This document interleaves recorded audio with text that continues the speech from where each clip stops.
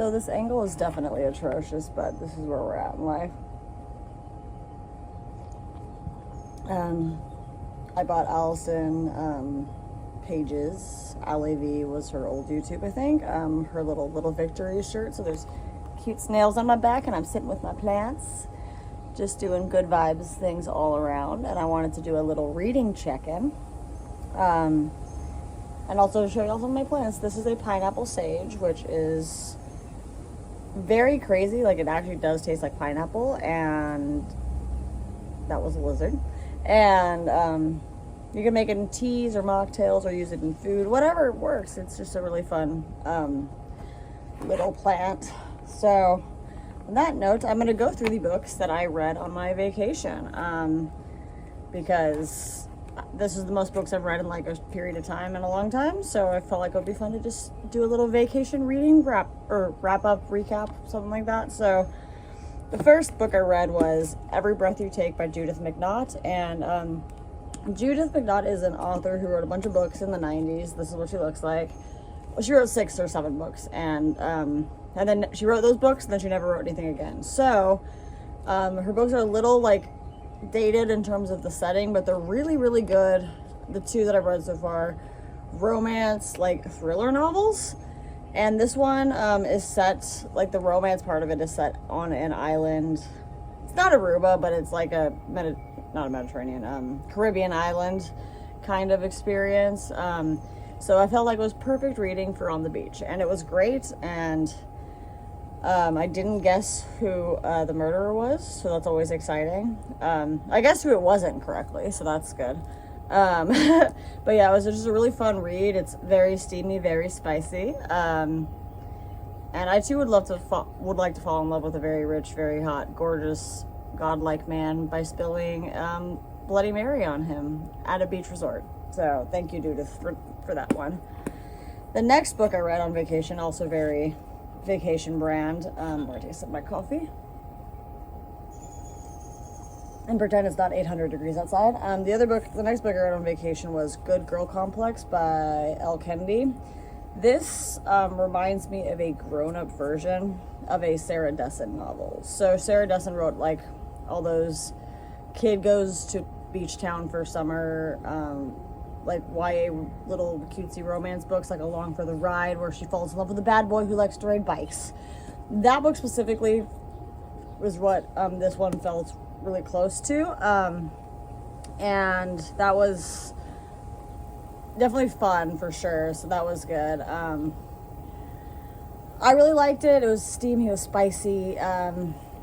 This rich girl falls in love with this bad boy because and it's set at like in a little beach college town where like all these rich people go to school, because she's like different, because she's not like all the other girls. And a deliciously sexy story, which is what it describes up here, is accurate. I had a great time reading it. It was super funny. He has one tattoo on the book cover. I really wish they'd given him like the full sleeve he has in the book, because I feel like that would have drawn me into the book more. I just wanted a silly beach read, and it was that, and it was super fun. And me saying silly beach read, I'm not like saying it's not a good book or anything. It just was silly and happy and goofy, and stakes didn't really matter, and very sexy. We're gonna take a break from the books and show y'all another plant. So hold on, let me get you up. This here is my cucumber plant. We have one big scary looking cucumber in there. If I can point my I can't point this thing correctly, but anyways, there's the cucumber plant. Woohoo! And she's very tall, and she will not stop growing. Yeah, that's the cucumber plant. This is my sacrifice tomato plant. It's a whole long story. Let me put y'all back, because we do not edit in this house. And in this house, I mean, okay. All right, there you go. Sweet.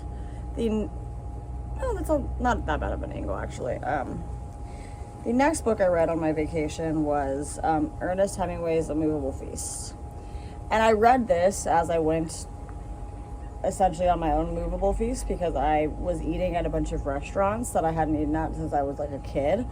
And it was just so fun to like eat at all these amazing restaurants that I've missed, and also to read a book essentially where Ernest Hemingway like is wandering around mostly Paris, interacting with people, and it's told in little vignettes. So like each story is a specific story. Like Hunger was Good Discipline as a story.